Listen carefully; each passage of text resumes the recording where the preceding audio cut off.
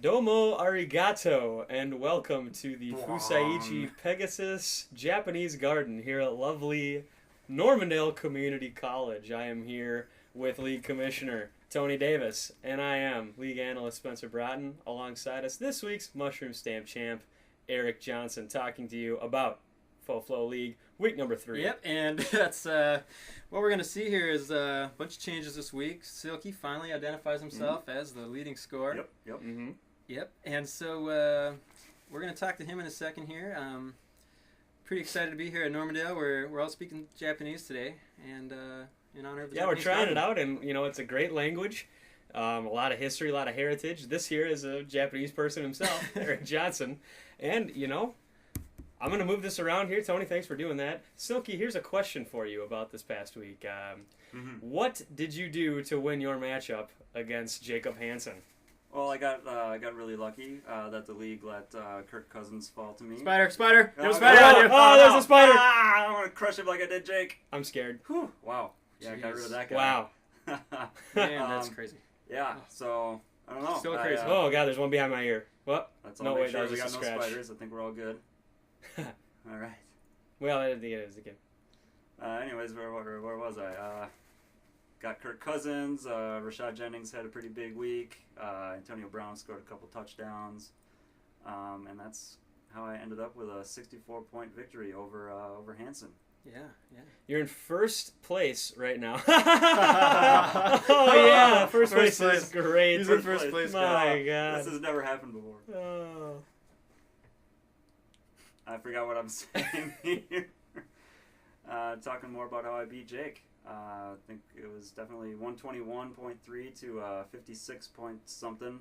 Yeah, I'm not good at math, but I think that's about 64 points of a difference. Yeah, you've been playing really good defense so far. What do you have to say about the lack of points you faced there, Silky? I have to say it's about time my luck turned. I was looking at the numbers here from the past couple seasons, and especially last year I was facing over 100 points a game.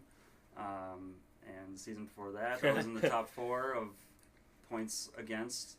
So it's about time that I'm on the other end of this spectrum here and facing, what did you say, like 56 points per game? Yeah, it wasn't many. It wasn't many points. Hey, what do you have to say to your vanquished foe, and then maybe looking ahead to the guy that you face this week, a different person that I can't remember right now? The name you're looking for is Bees. I play Bees this week. I don't have a whole lot to say to Jake. I've already that guy. Oh, Jake, screw him, right? I know that guy. Oh, yeah. Well, ever. Crushed him like I did that spider just a few minutes ago. So I'm already looking ahead to Bees. For some reason, he's starting 3 Falcons. That's 1/3 of his entire team. He, of all people, should know that Mike Zimmer's defense is going to stop them cold this week on Sunday. Mike Zimmer's And what else do I have to say about that? Julio last week scored 30 for him. I don't think that's going to happen again. I think Bees is going to be lucky if he gets 30 out of all 3 of those players.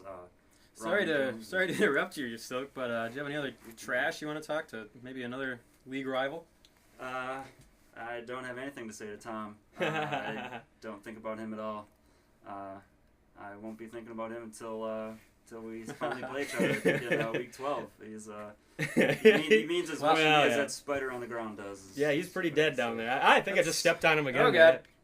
Yep. Is that another spider? Oh, man. Spiders everywhere. Spiders. There's one on your dick. God, he's always looking at my dick. Thanks. That penis. And there's Silky's penis as well. Yeah, so just touching my chest and think about penises. I like thinking about penises. Thanks for looking out for my penis, Spence. But I think another thing we saw this week was some trades. So we definitely want to talk about those.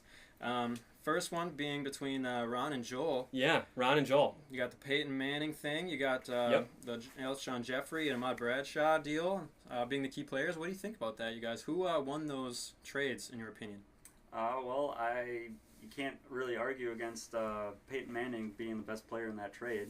And so Joel getting him, getting the best player of the trade, it's hard to say that he lost it. But on the flip side, Ahmad Bradshaw and Alshon Jeffrey, that's good value, that's good depth. Revitalizes Ron's receiving core. Yeah, I think in the aggregate, sorry to cut you off there, Silk, but I was done talking anyways. I think that Ron, in the aggregate, overall, ended up better at the 2 positions where he was weak. Yeah, he took a little bit of a downgrade at quarterback, but that's going to happen when you get rid of Peyton. Picking up Phil Riv, though, pretty good. He's a top 6 guy right now. Yeah. Yeah, so, I got to think that it was about even for this trade. But we know what happens when Joel picks up a really good quarterback midway through a season. Usually he wins a lot of games with that quarterback, and I think that he will this He wins year. leagues. He wins leagues, yeah. Yeah, championships. That's a good segue because we had another trade also involving Joel, and that was you and Joel. Yes. Do you want to talk a little bit about your trade that you made with Joel? And I'm not as big of a fan as Doug Martin, as he is apparently, so I'm a little more negative on it than I am his other trade, getting Peyton. Yeah. Especially giving up a guy like Jackson, who always, every year, seems to be a real producer, even though he hasn't done it yet. I fully expect that to come around. So I'm a bigger fan of yours. Definitely. Yeah, well, thanks for that comment. I think that we'll probably end up seeing Doug score, maybe about 4 points a week, and Vincent, that'd be a 3.5, maybe. I don't know. I don't really think it's going to be that big of a trade or anything, but if I'm talking to you about it here, that must mean something went well, right? Yeah, yes, I think you're right. There is one last trade we can talk about as well. Yeah, I agree. Want to do that? Yeah, let's do that. So the other trade was between Ron and T-Wick. Yes. And yes, so T-Wick. Yeah, those are the teams that were in it. Silk, what do you have to say about that one? You're just nodding your head. I think I'm supposed to say something about it. I agree it happened. Yeah, no, I think Ron did a good job to get a better quarterback than Tom Brady, who's been really bad, 25th, 26th best this year, and he didn't really need Kendall Wright, so just jettison him and hang on to Phil Riv. And meanwhile, Tom made his first trade in 5 years, so that's fun for him, I would imagine. Good job and getting out there and playing the field a little bit and just swatting spiders, just doing what he does, swatting spiders away. Spiders, and I like that he's really going aggressive to get his first win. Yeah. Speaking about Ron here, of course, he really needs it, and Phil Riv might be the number 1 quarterback this week when it comes to matchups and just how well he's been playing. So. Well done, Ron. He did pick up the Redskins defense, though, and that got him -4. So after all that, he's off to a very rough start. Welcome to the league, Ron. Not good to have negative points, I guess. Usually you want positive points out of your players. He was having a bad night last night. Bad.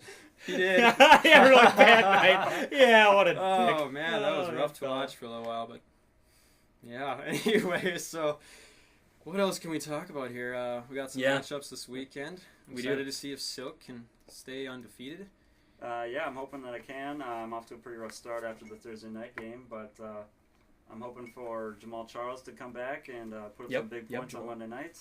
Yes. And hopefully he'll be coming out on top. Cool. We got some things we can talk about this week. Another nice matchup is Connor versus Brian. They both seem to score a lot of points, and I'm curious to see if Brian can kind of end his strain of bad luck here against another very high-scoring team in Connor, the number 1 scoring team in Connor. Yeah. So that's going to be fun to watch. I mean, I'm interested, it's going to be good. What else we got to look forward to this week, you guys? I think that Brian-Connor matchup is definitely number 1. This guy isn't involved in that one, but could go 4-0 as a result of his matchup this week. Mm-hmm. Good to see Connor and Silky at the top of the rankings here because they've had some rough luck the last couple of years. Silky especially. Connor less so, but I want to thank him for helping out with the power rankings this week. Make sure that you take a look at those if you haven't yet. Mm-hmm. I know Silky enjoyed them very much. Yeah, great. It's good to see other people contribute to those and really funny stuff. So.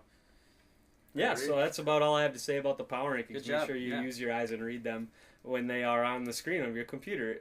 That's where it usually is, kind of about this wide, and the words are on it. So what you want to do is just computers. Yeah, good job to Connor too. Kudos, he's really funny stuff in there. So let's continue to use computers. So that's about all I got to say. Anything else you want to talk about out here in lovely Normandale Community College Japanese Garden? Here in Bloomington, Minnesota, Spencer, and your league mushroom stamp this week, Silky. That's me. Nope, that's going to wrap it up then. Bye.